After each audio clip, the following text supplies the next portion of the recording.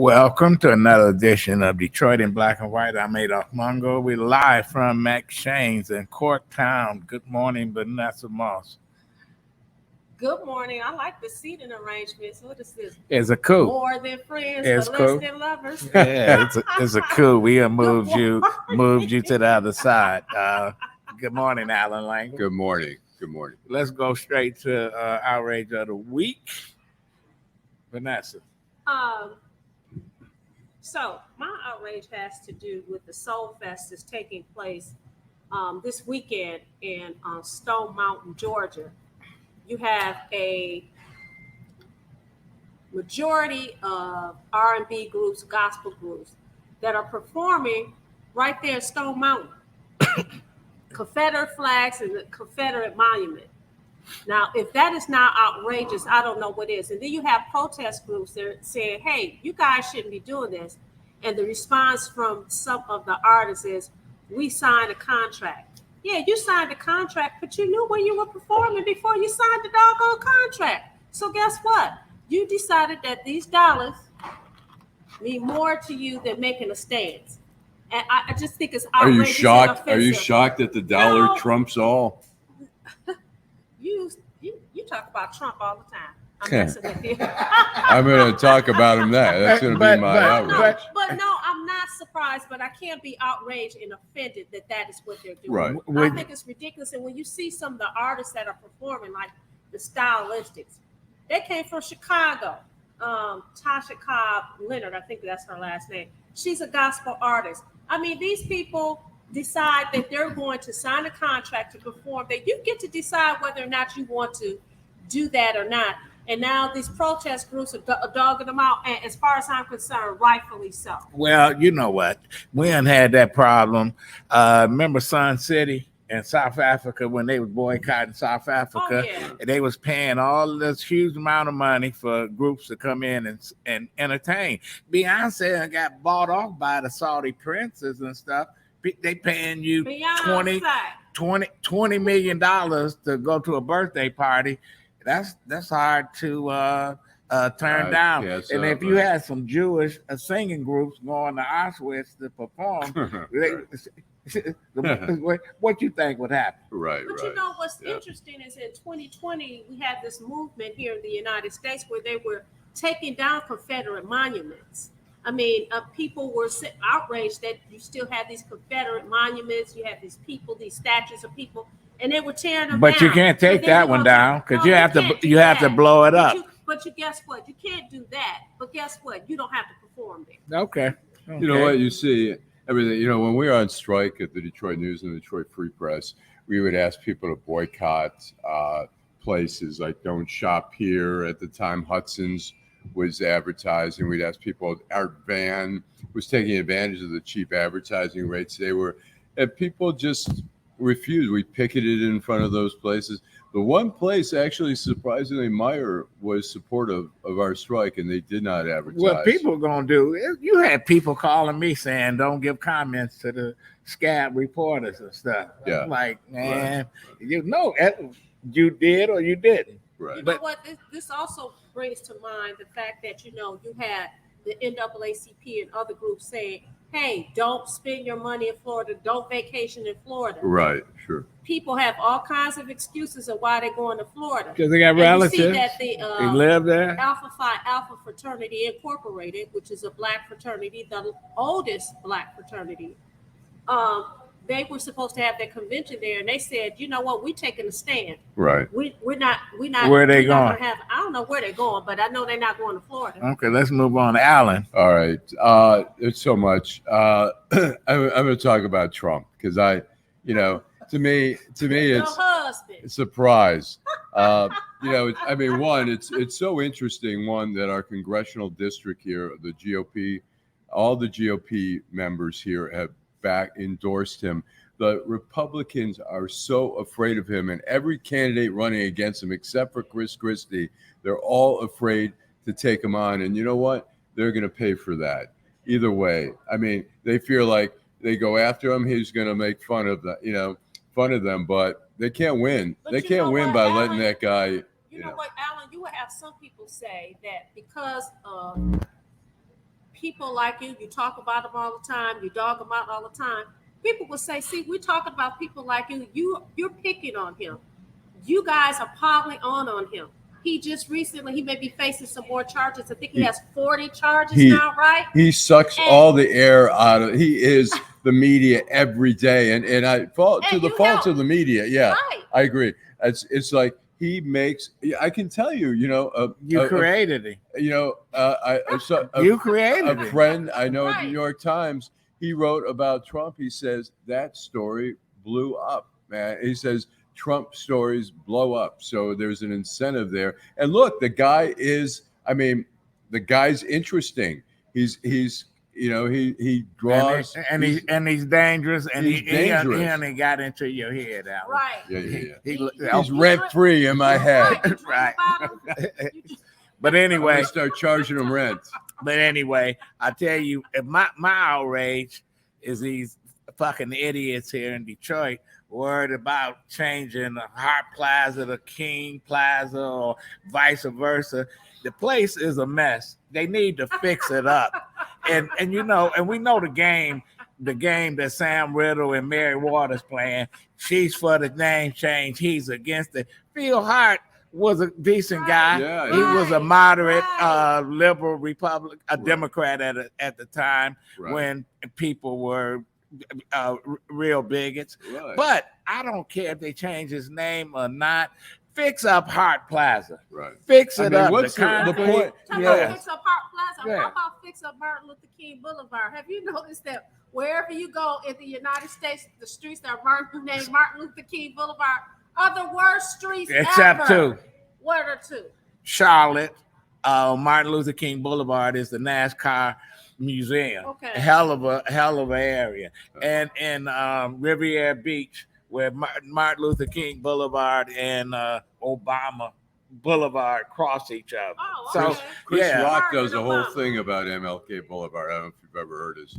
But the whole point of it is they sitting here arguing about whether you change the fucking name, fix the damn place. And what's the point really of changing? I mean, I see Kobo or whatever, where you have like these racists or slave owners, but Phil Hart, I mean, just because he's white, he's gonna not. I mean, what's the basis for changing the name? Well, because people want it. People want it. Yeah, people just want it because they put a little statue of King out there.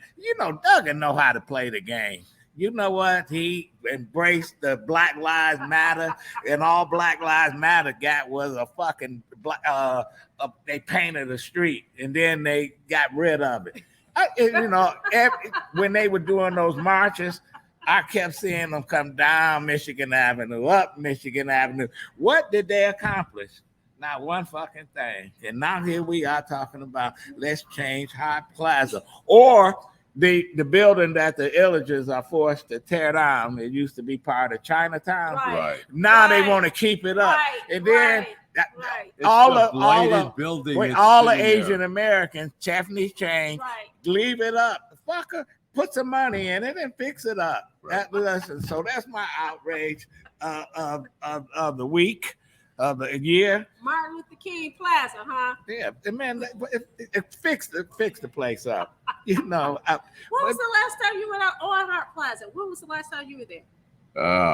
Probably I'm trying to think. Maybe last year for the Jazz Fest. Okay, all right. If you trip, you're gonna kill yourself because of the concrete. I'm just telling you, Hart Plaza, they need to fix it up. They need to fix it up. Detroit got a ton of problems. Besides, well, we're going to change the name. But, man, we can change the name on a lot of things. But let's fix up the neighborhoods. Let's bring some jobs in here. King Plaza, man. I'm baffled. You say there's a million places and things to, change names. But I don't know. Senator Hart, I thought was really a good senator, and I don't think there's all of a sudden people crying. Oh, don't change for your Hart. I said okay, right, but then fix the place up. Right. But anyway, it's like the Belle Isle. During the bankruptcy, there were people who did not want the state to. Okay, Frankie Darcell. Good morning. Can you hear us, Frankie? I can hear you. Can you hear me? Good morning. Good morning. Hey there. That's like talking to a deaf person. You speaking loud. Are we? She's coming in on my computer. Let me see. Shit. So we're gonna sit here while you play. We can still talk. Yeah. What'd you say? Just continue to talk. Yeah. Well.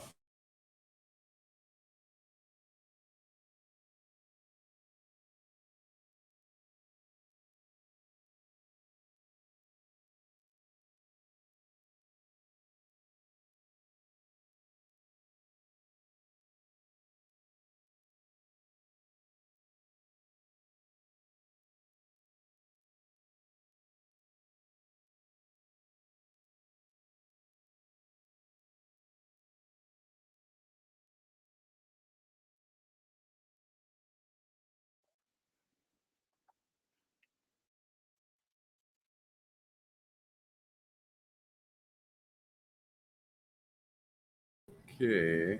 All right. Hey, Frank. Here you are. Can you hear me? Yeah. Yeah, we can hear you. Good morning. Good morning. How you doing, Frankie? Listen, how y'all doing?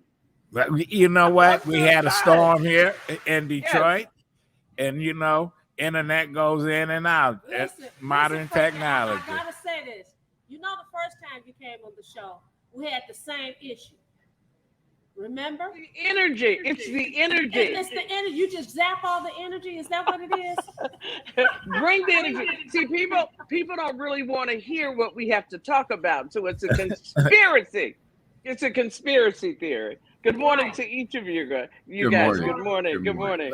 Ain't no question. Well, your vice president has finally come out of her shell. And she got an issue that I think she's going to be great for Biden's campaign. And Black History controversy in Florida. What do you think of her going down there and play the video? Causing trouble? We're going to play this video, then we'll come back to you. Tonight, the battle over Florida's new history curriculum. They insult us in an attempt to gaslight us. It's very thorough, very factual. Nobody's buying their nonsense anymore. Going national. A White House official tells NBC News that Vice President Kamala Harris decided to go to Florida specifically to challenge its new standards for Black history education passed just days ago. They dare to push propaganda to our children. Critics are blasting the changes, pointing to lessons that teach middle school students, quote, how slaves developed skills, which in some instances could be applied for their personal benefit. This is unnecessary to debate whether enslaved people benefited from slavery. Are you kidding me? So, your take. We're on the crest of an election year. What else would you expect, right? Exactly. If you want to bring the issues to the forefront and attack who would be the second person, quite frankly, I think Governor DeSantis' middle name is Dion. It's appropriate. If you think of a dictator like somebody like Ron DeSantis, you go right to his hometown and you finish him off. The Biden administration has its own challenges, and on an issue like this, one of the things that I've kind of focused on is that Black folk always got to be the butt of the issue, right? So even with Donald Trump's campaign in 2020, it was about trying to figure out how you can address issues that hit people at home. It's their actual beliefs on issues. At least with Donald Trump, he believes a lot of what he's saying. With Ron DeSantis, he's doing it as a strategy, and I just don't think it's going to work. Do we know that this is shenanigans and ridiculousness, talking about whether slavery benefited Black folk? Come on, let's be for real. But this is really for both the Democrats and Ron DeSantis an opportunity to make Black folks again the butt of an issue. And really long term, Black folks are going to feel the residual effects of this major international conversation. And I quite frankly think it's unfortunate, but I understand why the vice president will go there and bring attention to not only Ron DeSantis. I think the strategy is to be able to force the conversation for the entire Republican Party by asking them the question, because they asked Senator Tim Scott that question this week, and he almost had to flip over himself. They're forcing this issue on the rest of the Republican Party by asking them, how do you feel about it? But it's unfortunate, again, that the history of my grandmother, who died at 101 years old, that I knew in 1975, who was on the back end of slavery. I knew her, all of us.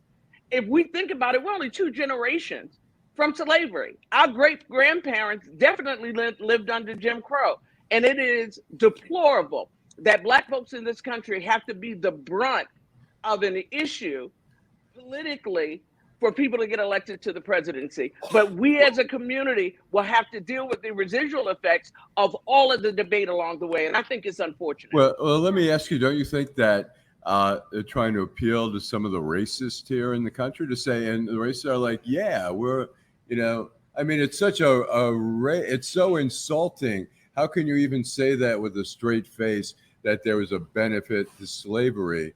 And yet there's people out there who are like, right on. Yes. Absolutely. Ditto to what you said. Say it louder for the people in the back that didn't hear you. That's exactly my point. They're not saying it because it's true. They're saying it so that in forums like this, we'll continue the conversation. Had he not said that, had he not brought that kind of conversation to the table, listen, I interviewed a number of people from the Trump campaign after the last campaign. And one of the things they talked about, they specifically are targeting those individuals whose personal beliefs. This is one of the reasons why no matter what Donald Trump gets charged with, there are people who are loyalists because they're addressing issues that are personal to them. It's not about whether you're going to have health care. It's not whether or not your kid's education is going to be better because, education in your communities, because I believe that for those, in reference to what you're saying in terms of race or racism, this is something that is passionate to me. And even if I lose some of those people that are supporting Ron DeSantis and Donald Trump, whether I lose my health care, whether I lose initiatives that are in my community, you're addressing something that is most important to me, and that's my quality of life as a white Anglo-Saxon person in this country, or as a Black person in this country. That's personal, and that's one of the reasons why those people are still supporting those 2 individuals. But you need a boogeyman, and Ron DeSantis took the playbook out of the old Dixiecrat campaigns of, okay, let's spotlight the Black folks. They the one that causing all the problems down here. That's why we got to ban books. That's why you can't say gay. That's why, woke. I was wondering when John James, who is a Black Republican congressman from this area, who was a officer in the Army, I said, when is he going to speak up? Because Ron DeSantis basically said the diversity in the military, weaken our military. They holding up promotions. They don't want to promote a woman to a higher rank, or the guy that's taking over the Joint Chiefs of Staff. Right. Is African American. So they playing that boogeyman game. All right. But did you really think that John James was going to say anything anyway? I think he came out. I think he said something. Go ahead. What did he say? He said slavery. He jumped at him and he said, tweeted something about it. I think yesterday, and said, basically the whole thing is bullshit. That he said the whole issue, whether the benefit to slavery, is bullshit. So my thing is this: he said that he took it out of the playbook, and Frankie said she called it shenanigans. And she also indicated that Trump really believed these things. But if you look at the history of Ron DeSantis, and if you look at his political track record, he believes what he's saying. There's no doubt about it. I think he's an ideologue. He believes. He's a believer in it. All the bullshit. And my point to that, and you know what you do speak so loud I can't hear what you're saying. Both of them are a tragedy to America. Both of them. Do I believe he believes it? Yes, I absolutely do believe he believes it. But on this platform, which he's never been in before, even when he served in the House of Representatives, he's never been on a national stage. As an interviewer, you could see his level of uncomfortability. You could see his campaign imploding. And if I were in Vegas today, I would bet that he will be out of this race by December, before the campaign really hits 2024. But my point was he's using it specifically as a strategy. Donald Trump, with all of his background in media, he's prepared to be able to handle that. Ron DeSantis is not ready to be able to handle it. He's using it as a strategy. And unfortunately, for those people who live in Florida, and I know quite a few across the diaspora, who are so disappointed about how Florida is being portrayed, the policies that he's putting in place, not for the best interests of people who live in Florida, but for his own personal campaign. And as a footnote to that, let me just say, because you hit people where it hurts, shout out to those individuals of Alpha Phi Alpha Fraternity Incorporated who moved their entire convention from Florida. Stevie Wonder, who said it almost 4.5 years ago, that he refuses to perform in Florida until this regime, this dictatorship, is out of place. Hold tight, Frank.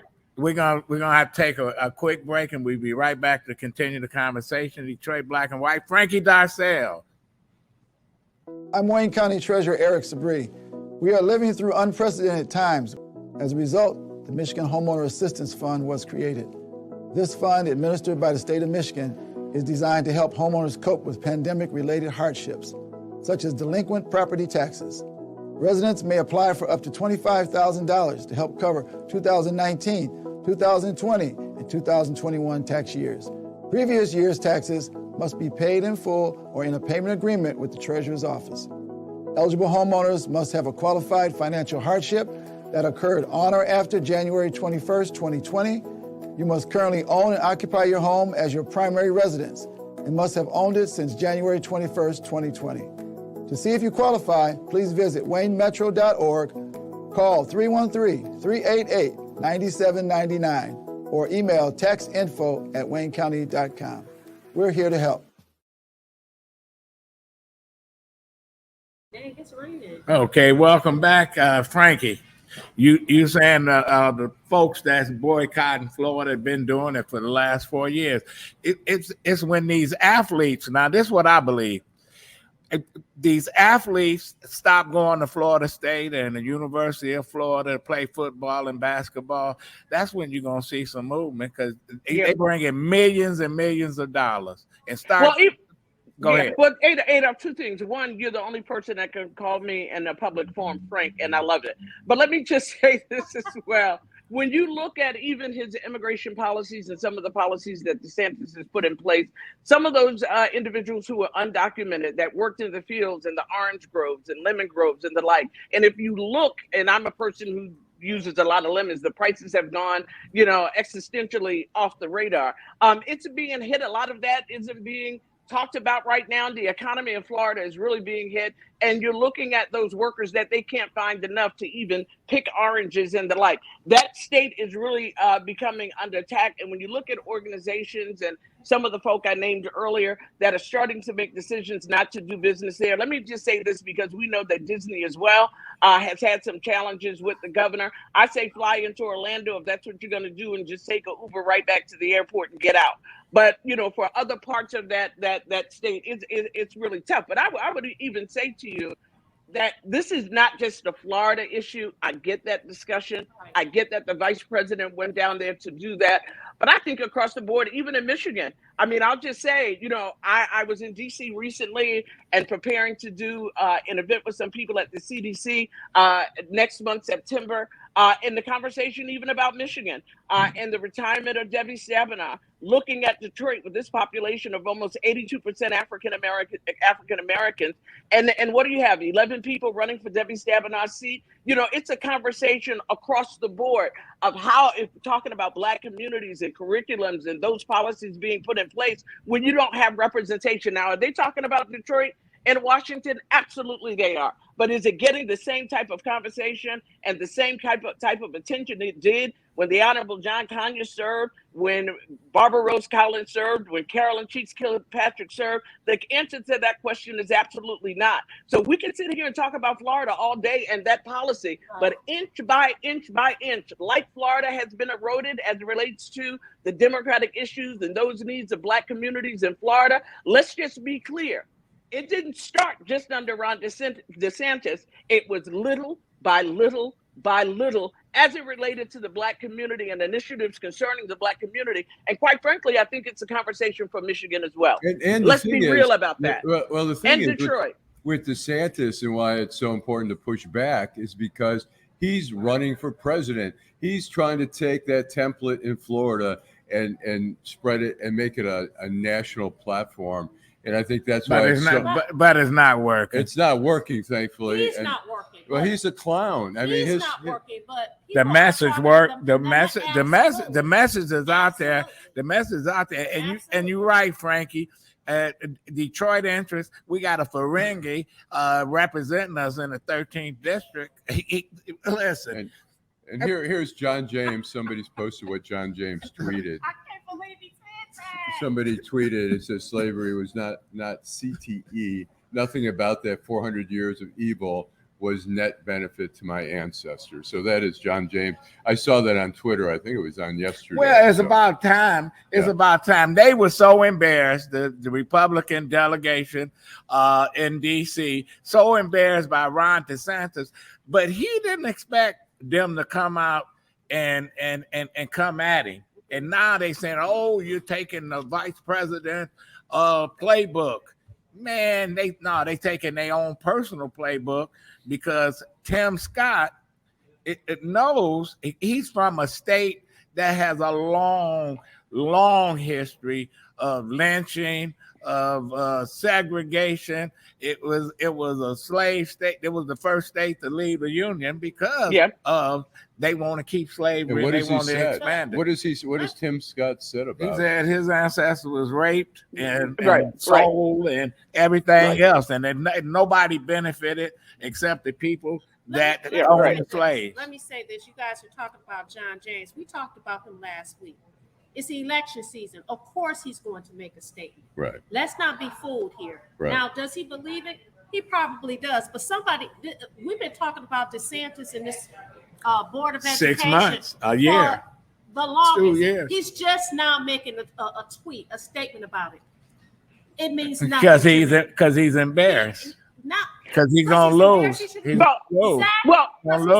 Exactly. And let's be clear. The strategy of those within the Democratic Party is to take the conversation and this initiative that Ron DeSantis is moving forward and turn it on to other Democrats and turn it on to other Republicans by asking them the question whether or not they believe in that. I mean, that is one of the Democratic strategies. That's what they're talking about in Washington, to now hold accountable of the Republican Party, more specifically those who are African American, like Tim Scott and John James and others who are speaking out publicly about, especially when you're talking about Tim Scott, who's running for president as well. But this is not the first conversation. This is not the first conversation we've had in this country about Black folk and in a major election cycle that we're going to be facing next year in some states on the senatorial side as well as the presidential side. And quite frankly, it is unfortunate. And as I talk to my listeners across the country here in Pennsylvania, which is going to be a huge state, the president has been here 4 times in the last year dealing with this issue. It is unfortunate. And I will tell you as a voter, and I can tell you listening to my audience on a regular basis, Black folks are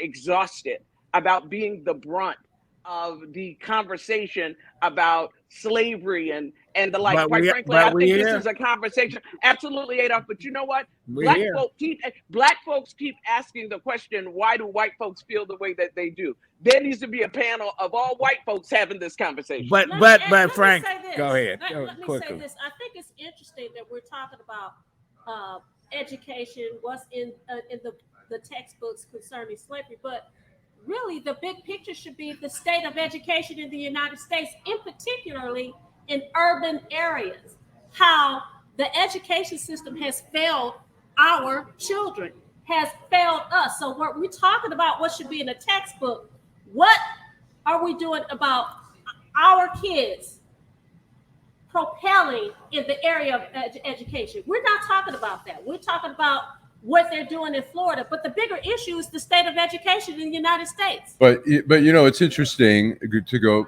to Germany. You go to Germany, and the kids in elementary school learn about the Holocaust. It's not sugar-coated. They get it. Here in the United States, when we talk about racism being such a serious issue, the white kids in the suburbs, the white kids in the rural areas have to learn about that and have a better understanding of why we got to where we got to. And that's what history is about. Well, because people want to sweep it under the rug. But getting back to the original question, is Harris, Vice President Harris, Grandpa's secret weapon? You have such a colorful way of asking your question, Dana. You know, she's the Vice President of the United States. If you're going to talk about an issue concerning race, it's real clear that she would be a perfect person to have that conversation. And quite frankly, she has the energy and the background to be able to do it as an African-American woman and serving as first woman and Vice President of color in the United States. I think she's the perfect person to have the conversation. I thought that she did an amazing job when she did go to Florida and addressing the issues opposed to allowing these comments to be just made without someone having a retort to them.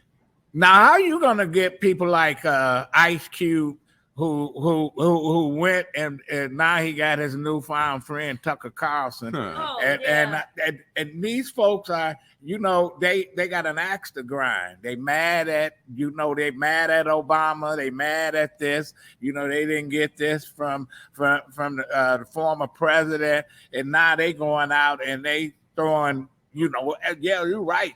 We did benefit from slavery. You know, somebody that made millions of dollars. And the question is, singing songs, fuck the police and shit. But wait a minute. This, what's interesting about him? This is the same guy who, the last election, he had a black agenda that he was going to present. Correct? And Black America was outraged that how dare he meet with the former guy that occupied the White House about an agenda. What I found offensive is if you look at his voting record, which was, get the hell out of here, dude. Go and have a seat. Are you serious? Well, the first thing is that people believe, are you serious? That because you like an individual's movie or you like their song or they did a painting that you like, that meant that you personally agreed with them. Be it Ice Cube or be it Kanye West or anybody else. The question might mean you could bounce up and down to this song, but would you sit down with them and have a personal conversation? Not only with Ice Cube, but even some of the athletes or some of the other high-profile people whose agendas are not your agenda. Listen, you know, Goma Powell once said, "Fool me once, shame on you. Fool me twice, shame on me." This is not the first time that Ice Cube has had that conversation with someone on the Republican side of the party. And you really want to find out about, you know, some of these individuals and their businesses. Look at who they're in business with. Absolutely. I mean, what you see is what you get, period. Absolutely. And then he had the nerve to take them in the hood that you don't live in. You haven't lived in that hood in eons. Sure. Let's talk about the community that you live in and how Black folks are benefiting in that community. You can't do that. You're not going to do that. Most of your conversation was about how you lost money because you didn't take the poll. Dude, go sit down somewhere. Well, you know, but Frankie, you know what? We're going to have you back on again because you keep it real. And thanks for coming. Thank you. This Saturday on Detroit in Black and White, Frankie Darcell. Thank you, guys. I'm Wayne County Treasurer Eric Sabri. We are living through unprecedented times. As a result, the Michigan Homeowner Assistance Fund was created. This fund, administered by the state of Michigan, is designed to help homeowners cope with pandemic-related hardships, such as delinquent property taxes, Residents may apply for up to $25,000 to help cover 2019, 2020, and 2021 tax years. Previous year's taxes must be paid in full or in a payment agreement with the Treasurer's Office. Eligible homeowners must have a qualified financial hardship that occurred on or after January 21st, 2020. You must currently own and occupy your home as your primary residence and must have owned it since January 21st, 2020. To see if you qualify, please visit waynemetro.org, call 313-388-9799, or email taxinfo@waynecounty.com. We're here to help. Yeah. Okay. Listen, we got a guy on here. You know, he listens to us from Atlanta, Georgia. Man, why, man? I definitely like to tune in. Me being from Detroit, I like to see what's going on locally. So Introduce yourself. I'm Myles Wilson, by the way. So is you some kin to the yes, I'm akin to Vanessa, who's the third part of the show. The heart of the show. The part of the show, the one that the SHIT starter. She's in here, so I'm not going to use the term, but that's the term that she's typically known by. So I'm her son. One of her sons. So and Myles, let me and it's so great to have you here. You know, listen, voters your age, I don't know what to call you, Generation XYZ or Generation out of this world. So because I was born in '96, y'all asked me that earlier. So I think it's a blend between Z and Y or millennial or whatever the terms are for this generation. So, are you excited? Are you excited about the upcoming presidential race? No, not really. Not at all. As far as these candidates that are currently on the docket, I mean, it's pretty much a two-party system that we have here in the United States, Democratic, Republican. So, as far as us voting and making decisions, it's important, of course. But me just looking at the candidates that we have. I'm not sure if it's... Did you vote in the last election? The general election, no. I did vote for the local. Why not? For the general election, I felt like the candidates didn't represent me, represent my community. And we're talking about the presidential election? Presidential election. So you didn't vote for Trump or Biden? No. It would have made a difference, you think? In my opinion, I don't think it would have made a difference. I feel like those individuals, they do have an influence on how the nation carries out our tasks and duties, but it's definitely it's a conglomerate. What about a person like Cornel West? I like Cornel West. I thought he was an amazing guest that y'all had on this platform. The things that he believes in the notion he has as far as being a trusted God, I feel like that was an aspect that's been lost within our nation. So I feel like he's a great candidate for the independent party, but independence, it's damn near impossible to win. Right. And I think realistically, I mean, we would all love more choices. Yeah. But in the end, if it comes down to the two, to Trump and Biden, which a lot of people would prefer fresher faces in there. Mm-hmm. But when Cornel West runs, he has the potential to spoil it for Joe Biden and put Trump in office. Why is it Joe Biden? I disagree with that. I think that, you know what, those never Trumpers are the ones that he's going to attract. Cornel West is so far left that he took a right turn. And some of the stuff that he's talking, you know, those conservative right wing, they love it. He was on Fox. They were eating it up with Laura Ingraham. She was trying to get him. They were like having a love fest, and she finally takes it the next step and says, "Well, wouldn't you say that President Trump has done a lot of great things for Black people?" And he's like, "Oh no," he goes. Necessarily say that. I feel like it's twofold. Every presidency, they do some good things for certain communities, and they do nothing for other communities. So this is dependent. So Trump, maybe there were some legislation that he did pass that maybe did benefit people. But during his presidency, we were going through a nationwide crisis. So it's kind of hard to be able to judge everything that was going on during his presidency. You can see a lot of results. What is going to get young folks like you to get out the vote? What will get me to vote? Yeah. Is is people that look like me coming together actually and then coming up with a single voice for us to push forward. So then a candidate that we vote and elect is someone that represents us and our thoughts, ideals, and what we believe. Who would that be for president if you had a choice right now and said? Out of the candidates that we got, not anybody. Who would be a good candidate and who would be a good president? It's hard to say anybody. Off the top of my head, I can't think of anybody. Right. I really can't. I mean, it being such a position that you are getting pulled so many different directions, that individual has to be someone that's interested in morals, values, and has a core belief in what they want to do. So that's why I feel like Trump wins a lot, because he has that type of mentality. So I feel like if someone like that is representative of my community, the Black community, I feel like that's who I want to vote for. What do your friends say about this election? Do you talk about? Yeah, we definitely do talk about politics. And is it apathy or is it what is the? It's a huge dichotomy that exists. So you either got individuals that are one side or another. It's never the gray area. That's why I like to be in the gray area. Nothing is ever black and white. There's always multiple truths to things and also multiple falsehoods to things. So it's a mature outlook in life when you see the gray. Real talk. You have to do research on your own. Use your discernment. You can't just take the information that's given to you, whether it's MSNBC, CNN, Fox News. You got to take the initiative to want to learn, be involved within the local community to see what things need to be changed. So, like you guys were talking about it earlier, MLK Boulevard in almost every city is fucked up, destroyed. It's crazy.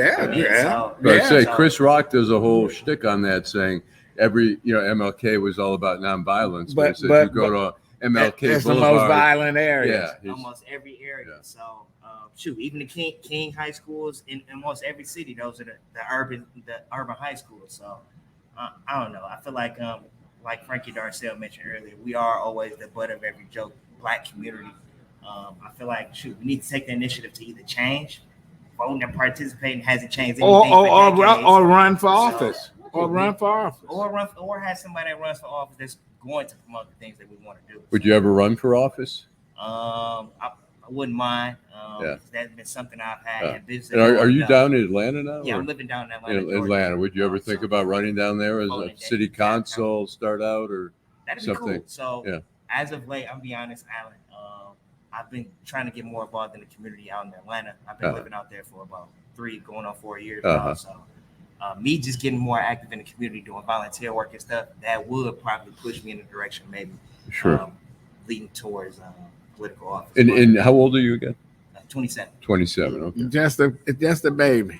Yeah. Well, that's a good age. A good age with a lot of good energy. Vanessa didn't even know her own son. 96. But anyway, Myles, hey man, keep listening to us, bro. Most definitely. I'm gonna continue to support the platform. I love how you guys continue to bring on a plethora of different individuals from different backgrounds. That's the key, being able to provide perspective. And how can they reach us, Allan? They can reach us. Well, we have. You can actually email us, and we'd like people to send videos with comments if you want to DetroitinBlackandWhite@gmail.com. And then we have a website called DetroitinBlackandWhite.com, which you can see all the episodes. You can either video or podcast. You can listen to it. We're on YouTube. After the show is done, it's recorded on YouTube. It's on Facebook Live right now, but it'll also be recorded there. You can go back. And so, and Deadline Detroit, I put it up every week on the Deadline Detroit platform. Okay, thanks, Myles Wilson. Go ahead. I'm Wayne County Treasurer Eric Sabri. We are living through unprecedented times. As a result, the Michigan Homeowner Assistance Fund was created. This fund, administered by the state of Michigan, is designed to help homeowners cope with pandemic-related hardships, such as delinquent property taxes. Residents may apply for up to $25,000 to help cover 2019, 2020, and 2021 tax years. Previous year's taxes must be paid in full or in a payment agreement with the Treasurer's office. Eligible homeowners must have a qualified financial hardship that occurred on or after January 21st, 2020. You must currently own and occupy your home as your primary residence and must have owned it since January 21st, 2020. To see if you qualify, please visit waynemetro.org, call 313-388 9799 or email textinfo@waynecounty.com. We're here to help.